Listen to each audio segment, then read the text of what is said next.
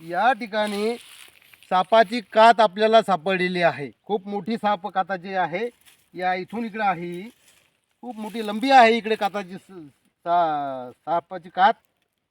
तर मित्र हो, ही कात मी काढतो।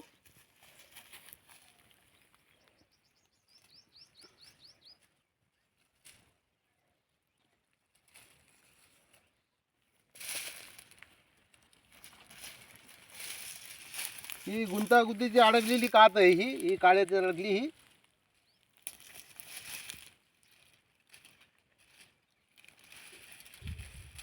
तुटली मित्र हो। काळ्याखाली दबल्यामुळं ही कात तुटलेली आहे।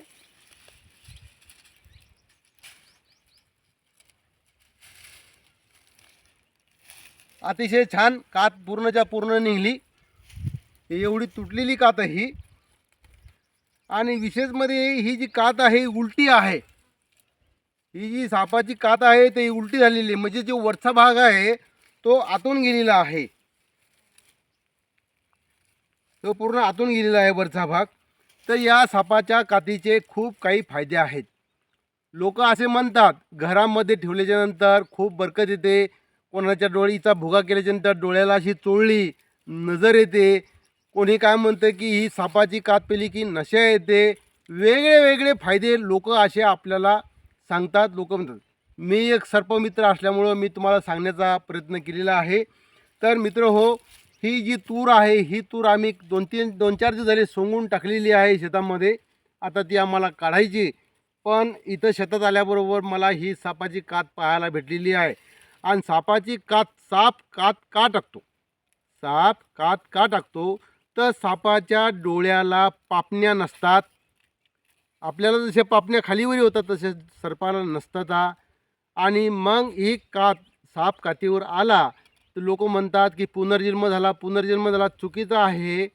सापाची कात ज्यावेळेस सापाच्या अंगावर कात येते त्यावेळेस सापाला दिसायला खूप कठीण जाते, अंधकांध दिसते, समोरची शिकार समजत नाही आणि शिकार न धरल्यामुळं साप उपाशी राहतो। तर ही जी कात आहे ही धामीन नावाच्या सापाची कात आहे। ही धामणीच, कारण एवढी मोठी लंबी आहे तर ही धामिनीची साप कात आहे। आणि हे तोंड पण इकडे तुटलेलं आहे हिचं, असं भरपूर तोंड होतं हे। तर ही मोठीची मोठी कात आहे। त्याचे वेगळे वेगळे फायदे तर मी तुम्हाला सांगितलेले आहे।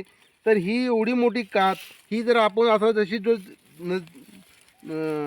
गळ्यामध्ये जर घातली तर ही किती लंबी होती बघा। म्हणजे खालच्या पायापर्यंत हिची शेपूट याची एकूण थोडीशी शेपूट तुटलेली आहे आणि याचा तुकडा ही आहे। तर पायापर्यंत कात ती गळ्यामध्ये टाकल्याच्या नंतर एवढी मोठी कात ही या सापाची आहे। सर्वात मोठा साप म्हणजे धामीन नावाचा साप लंबी आहे। याच्यापेक्षा समुद्र सपाटीवर साप पाहायला मिळतात, पण हा साप विषारी नसतो। हा साप डसला तर सरासरी काही होत नाही, भिवू नका। साप मोठा असतो। तर ही तुमच्या शेतात जर तूर सोंगली असेल किंवा इतर काही कचन असेल, तुम्ही शेतकरी असाल तर सावधगिरीनं तूर काढा, कारण तुरीमध्ये पण सुद्धा साप असतो। असं चवळ टाकलं जर असेल तर चवळ्याखाली पण सुद्धा साप असू शकतो। म्हणून सावधगिरीने राहा आणि सावधगिरीने तुमची तूर काढण्याचा प्रयत्न करा मित्र हो। तर ही सर्वात लंबी कात आपल्या शेतामध्ये ही एवढी मोठी कात आहे बघा। हिच्यावरही इकडे दाखवा, ही डोक्याच्या वरी आणि हाताच्या वरी कात आहे बा, असं खूप लंबी कात आहे आणि खाली जमिनीला पण टिकलेली आहे। तर एवढी मोठी सापाची कात ही आपण आपल्या शेतामध्ये पाहिलेली आहे। हे तिचं तोंड आहे। तर हे तोंड बघा, हे पण उलट झालेलं आहे।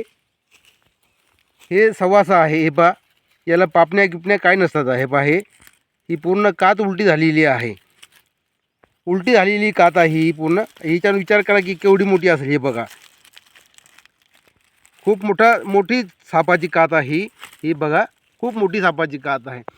तर मित्र हो, तुम्ही माझा व्हिडिओ कुठून बघता ते कमेंट करून मला सांगा आणि व्हिडिओ शेअर करा आणि सबस्क्राईब करण्याचं विसरू नका मित्र हो। तुम्ही सबस्क्राईब केलं तर माझा व्हिडिओ चालणार आहे।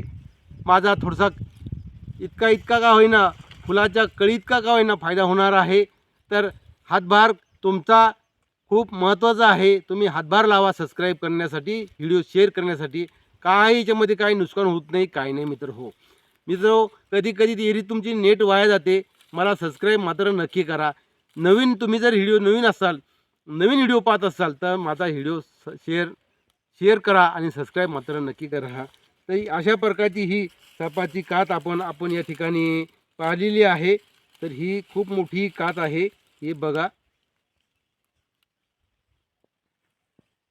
धन्यवाद मित्र हो. तुम्ही शेतकरी असाल तर शेतकऱ्यासाठी एक लाईक करा, शेअर करा, सबस्क्राईब करा. याच्याशिवाय मी तुम्हाला काही मागत नाही. धन्यवाद मित्र हो, धन्यवाद. शेतकऱ्यांनी सावध राहा, हाच इशारा मला तुम्हाला याच्यातून सांगायचा आहे. धन्यवाद.